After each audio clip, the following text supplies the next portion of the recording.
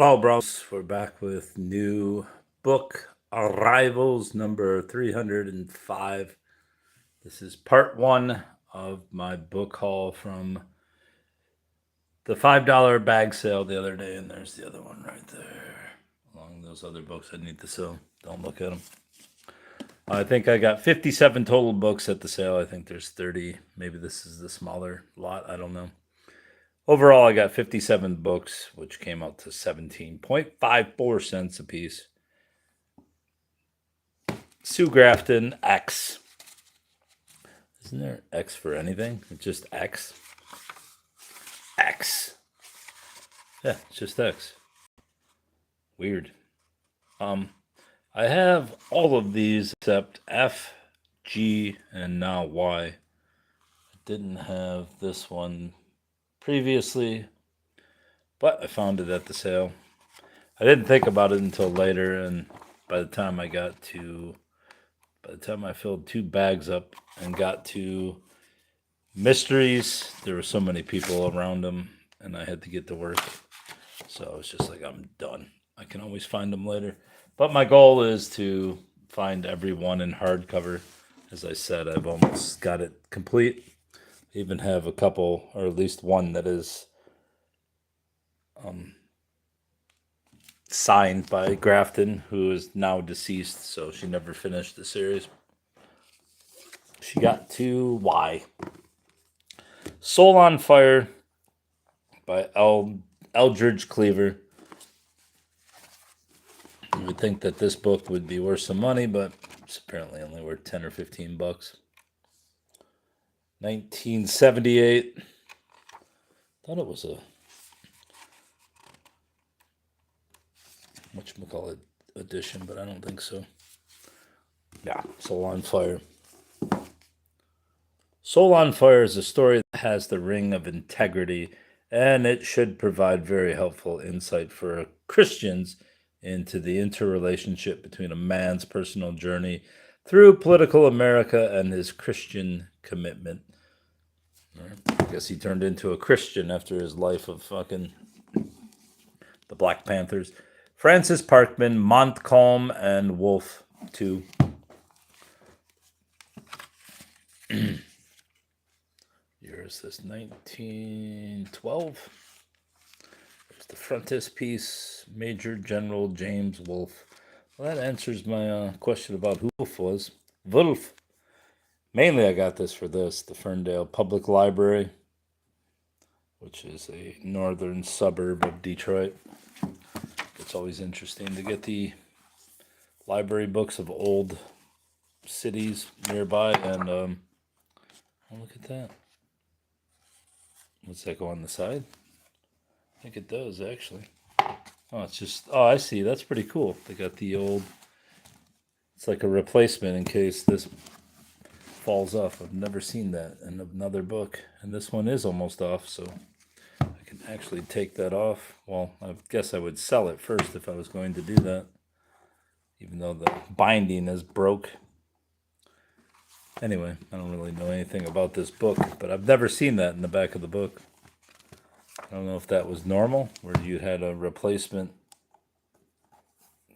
Don't want to rip this, but I'm afraid I'm going to. Yeah, I did.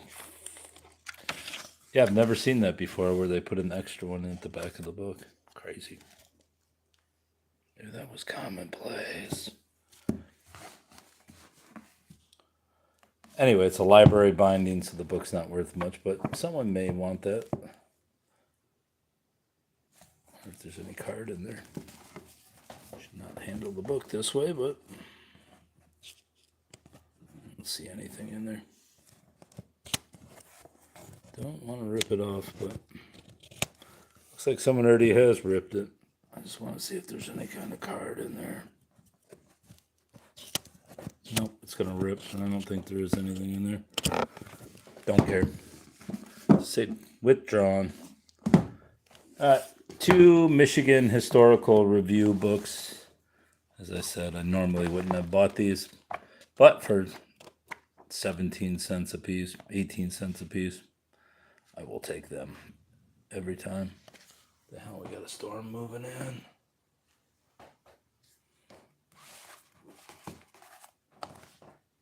years are these? 2021 and 2021.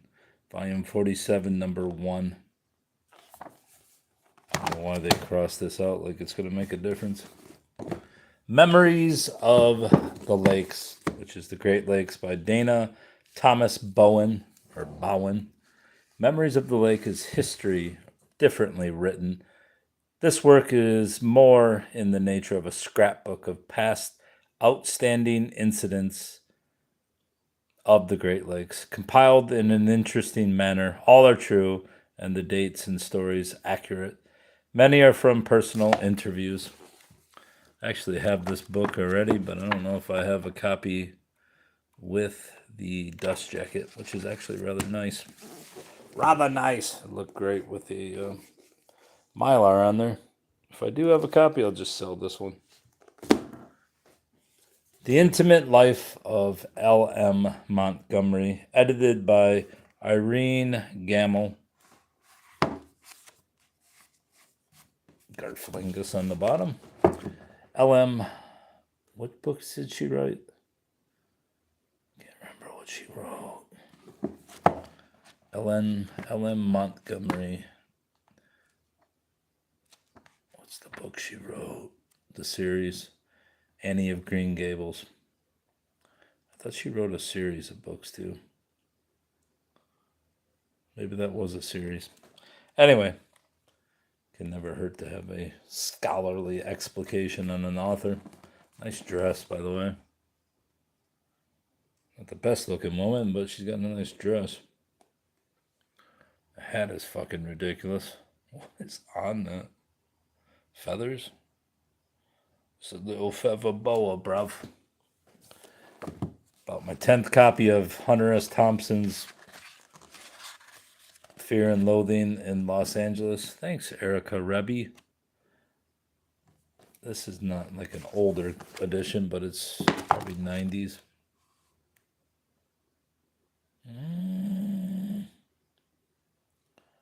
Doesn't really say. I know it's not 71. There it is, 1989. You know, I actually had a signed, this book belongs to me. That's brilliant. I used to have a signed edition of, was it this book? And I sold it for $20, which was probably a mistake. But I think Hunter S. Thompson's highlight of his fame has gone. So maybe not. Good Wives, Image and Reality in the Lives of Women in Northern New England, 1650 to 1750. Laura Thatcher Ulrich.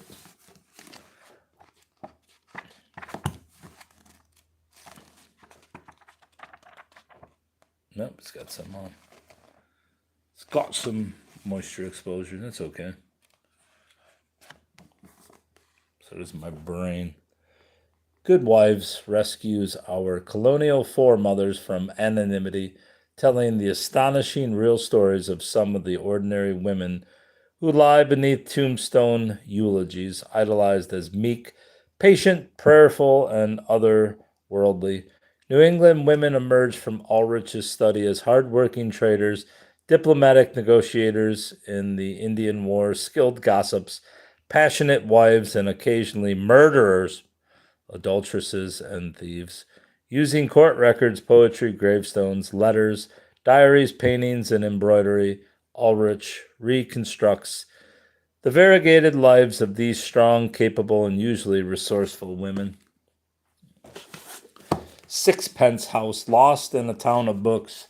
And I didn't really look into this to see what it was, if it was a memoir or a kind of a biography, but it's a memoir. Paul Collins. I have another Paul Collins book. I just don't know what it is. Oh, what's it called? Witches something or something? Let me see if it shows his books, other books. Witches, Pigs, Cows, and Others. Bullshit or something like that. Doesn't say. What other books has he written? There it is. Barnard's Folly. 13 Tales of People Who Didn't Change the World. That's the one I have. I was wrong about the... So what's this about? Doesn't really say. Lost in a Town of Books. Wild and wide-eyed scholarship stands at the center of Sixpence House, a winsome memoir of a quixotic book lover's affairs. The delightful Sixpence House is meant to appeal to those who crave the scent of musty old tomes, people who can think of nothing better than aimlessly wandering vast crammed stacks, preferably as a fine mist rises outside. Wherever he lays his head, Collins seems most at home with books. So it's a book about books, obviously. I was hoping it would get a synopsis. I have never noticed the view from the Flatiron Building before. Manhattan, if you tilt your head just right, is a strangely compelling piece of sculpture. It's a good thing, my editor says, that your book isn't being published just now. Oh, because he leans forward. Harry Potter used up all our paper. You're joking. Seriously? No. He looks at me a little crestfallen. I'm telling you the truth. There's 2 major paper producers for New York publishers, and with a 5 million print run of an 800-page book, well, everybody else has to wait in line. I leaf through the glossies for the photo insert to my book. It has been less than 36 hours since I finished writing it on the other side of the continent, in a home that I now no longer own. I was still writing as the movers cleared the furniture out of the apartment, still writing as Jennifer packed the luggage and nursed Morgan to sleep, and as she double-checked that we had my British passport and her and Morgan's visas. I was writing at midnight, at 1 o'clock, at 2 o'clock. The computer was the last thing to go into a box, its plastic housing still hot, just 5 minutes after I had emailed the manuscript to my agent. The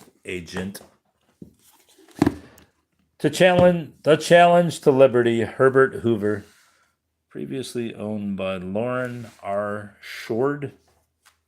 What year was this? 1934. No, Hoover wrote books. For the first time in 2 generations, the American people are faced with the primary issue of humanity and all government, the issue of human liberty, not only in the United States, but throughout the world. The whole philosophy of individual liberty is under attack. Right. Not a bad-looking book. Never going to read it. Hopefully I can sell it just because I need to sell some books. Quickly approaching 10,000. That's probably too many for one house. Rule by Secrecy by Jim Marrs. This one's exclusively for selling because I have at least 2 or 3 copies of it. And it's basically all the catchword conspiracies like the Freemason, Illuminati, Rosicrucians, Freemasonry versus Christianity, Knights Templar, Assassins, Templar bankers and builders. I should read the part on assassins, considering we just had a assassination. JFK opposed globalists. Yeah, and he was also bros with Joseph McCarthy. More so his brother, but I think his brother was best friends with McCarthy. So there was a reason why the Kennedys did not like the communists either. New Age, Paranormal, Life After Death, How to Meet and Work with Spirit Guides by Ted Andrews. What is this? This is the end of the line in your experience of entertainment. You've reached the end. These are books I have recently purchased, and I got most of them, well, all of these from a book sale. $5 per bag.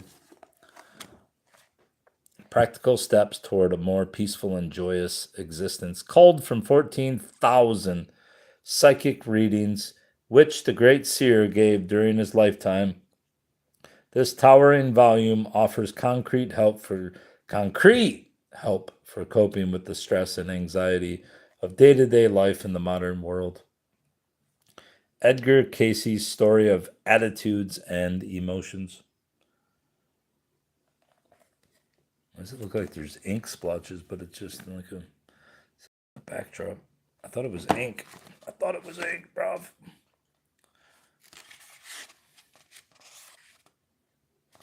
Here is this.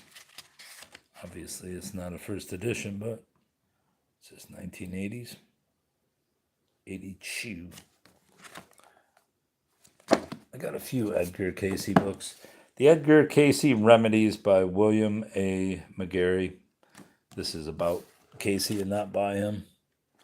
But I'm sure he just uses all of his supposed trance material to compile the book. Little Girl, Fly Away, Gene Stone, a shattering true story of psychological terror. Chilling memories from a tortured child, courage from the stand-up woman who conquered them, an important part of the vast landscape of dissociated personalities. I've been meaning to read a book on dissociative personalities, and I will at some point, but first I need to get past the Halloween season with some ghost stories. Charlie Chaplin. Original title, The Great God Pan, Robert Payne. Fascinating. Brilliant. Brilliant. Don't like the sound of that wind outside. Especially as my car is underneath the trees. Who had the stash first, Hitler or Chaplin? I guess Chaplin. Jesus Christ. Whoever thought of that mustache. The Ugly American, William J. Lederer and Eugene Burdick. The shocking bestseller, now an explosive Universal picture starring Marlon Brando. Produced and directed by George England. Screenplay by Stuart Stern. Banned. If this were not a free country, this book would be banned. Where was it banned? Or is it just saying that it's so scandalous that it should have been banned? Didn't notice that it was missing a chunk, but it's all right, I guess. 2 chunks, in fact. 15 cents. I paid 18 cents. The Immigration Invasion, Wayne Lutton and John Tanton. Oh, another one with a sliced off top. Opinion polls confirm that Americans want immigration brought under control. As the authors of the Immigration Invasion document, the public has every right to be concerned. Recent immigrants are increasingly a burden to local, state, and federal taxpayers. More aliens are being admitted than new jobs are being created. Criminal aliens account for more than 25% of the federal prison population. Refugee and asylum laws are being abused. Uncontrolled immigration is altering the distribution of political power within the United States. This has got to be from the 1980s. Petoskey, Michigan, 1994. Being interesting to read to see how much of what they said was going to happen. I mean, both Democrats and Republicans were talk tough on immigration until the last 10 or so years. Hillary Clinton was especially forthright on the matter. The Crusades, nothing cheer you up like the Crusades. Michael Payne. The Crusades provide some of the most striking images of the Middle Ages. They were the stage on which the familiar figures of the great medieval knights, the flower of chivalry, acted out their dramas. They were the battleground on which 2 great and opposing religions and cultures met. Yet, what exactly were the Crusades? Why were they fought? What were the results of the great confrontation between Christianity and Islam? And what were the truths behind the myths of chivalry and knighthood? Obviously, it's a small little book, so it's not going to be a thorough treatise on the matter, but never really read much on the Crusades, but I like the concept of a crusade. Sure, we're going to have another one at some point. Viking London, Thomas Williams. Williams succeeds where many have failed to make the truth about the Vikings as entertaining as the fiction. Obviously not a large book as well, but for 18 cents, I couldn't pass it up. London was reborn in the fires of the Viking Age, transformed by immigrants and natives, kings and commoners, warriors and saints. In this short history, best-selling historian Thomas Williams explores the profound impact of the Vikings on London. Under the hammer of their assaults, the city emerged as a hub of trade, a financial center, a political prize, and a cauldron of voices and perspectives. A place that 1,000 years ago already embodied much of what London is today. Napoleon and the Transformation of Europe. Is this Routledge? No, it's Palgrave. So it's probably more of a textbook than it is an actual just book. The Janus face of Napoleon's rule. Reform and exploitation. The only book I've actually read 2 books on Napoleon, and both claimed he was gay. So, I mean, I read them on this channel. They were probably the best viewed ones I put up. People were furious by the notion that Napoleon might be gay. I really could give a shit less about Napoleon. But some people are fanboys and were outraged by the notion. By the way, the books weren't very convincing that he was gay. Weird, but not necessarily gay. And he liked to pull people's ears for some fucking reason. The Red Fog Over America by William Guy Carr. And I actually got 2 books by William Guy Carr. I probably should have just stayed at the sale and got another bag of books, but here we are. I think this one has some moisture exposure as well. Wow. Glossary of terms and phrases. What year is this? Right for a free catalog. These are his previous books. By Guess and by God, High and Dry, Brass Hats and Bell-Bottom Trousers, Hell's Angels of the Deep, Good Hunting, Out of the Mists, Checkmate in the North. Oh, 1968, there it is. Checkmate in the North. The International Conspiracy Explained. This book's got to be brilliant. When you underline your own passages, you know the book's brilliant. Subversion and Veteran Affairs and the Armed Forces. That's what got McCarthy basically blackballed in America, talking about the armed forces. Pawns in the Game, William Guy Carr. There he is. He was a military man, apparently. At the early age of 12, the author was thoroughly indoctrinated into the Bolshevik ideology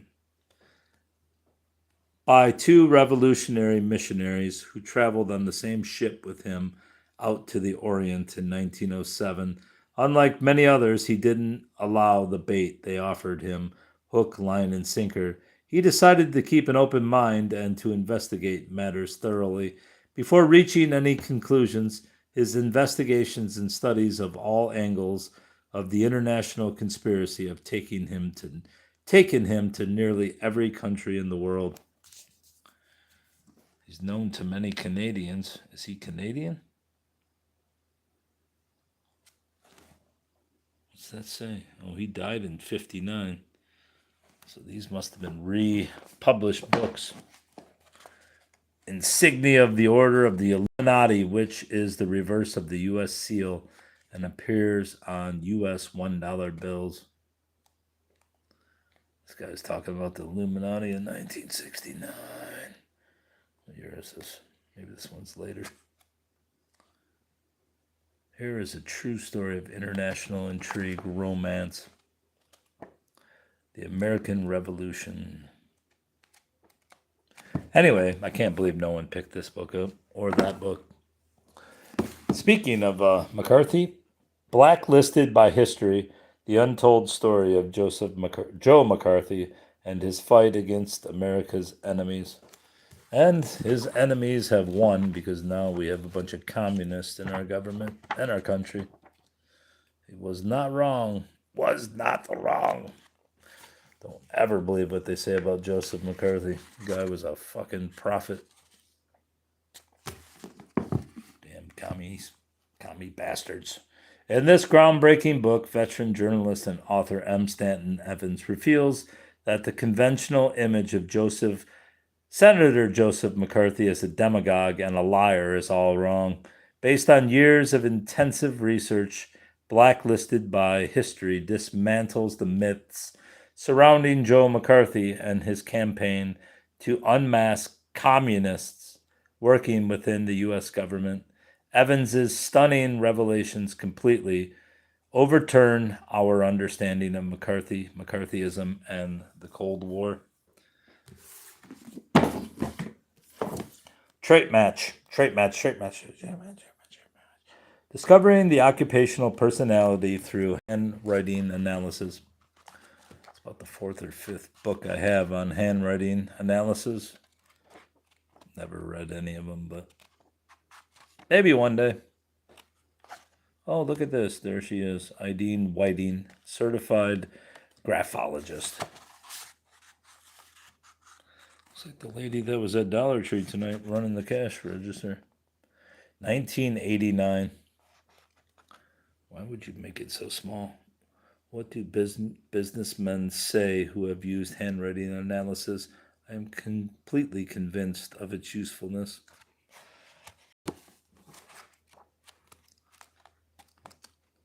Me too. Employers, counselors, blah, blah, blah. Lastly, Judging Lincoln by Frank J. Williams. Foreword by Harold Holzer. Epilogue by John Y. Simon.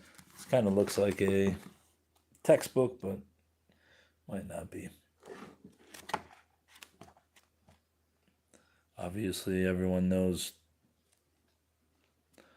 their share of Abraham Lincoln. I still need to read some books on Lincoln.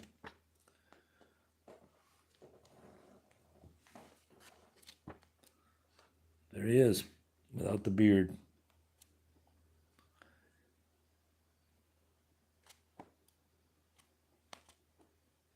There he is. Abraham Africanus the First, His Secret Life, Mesmeric Influence, Mysteries of the White House. That book I fucking want. What year was that? That's brilliant. I want that book. Yeah, they used to call Thomas Jefferson. Oh, look, it's signed too. They used to call Thomas Jefferson the N-word. Back in the day, they just openly called him N. Hey, you bastard. Anyway, that's all. 30 minutes of blathering on about books. Why does it look like he has a cigar? It's just a tree, though. Thought he was smoking a cigar. It's like, damn. I know he was a drinker, but I guess he didn't smoke cigars. Look at it from far away. It looks like he's smoking a cigar. All right, that's all.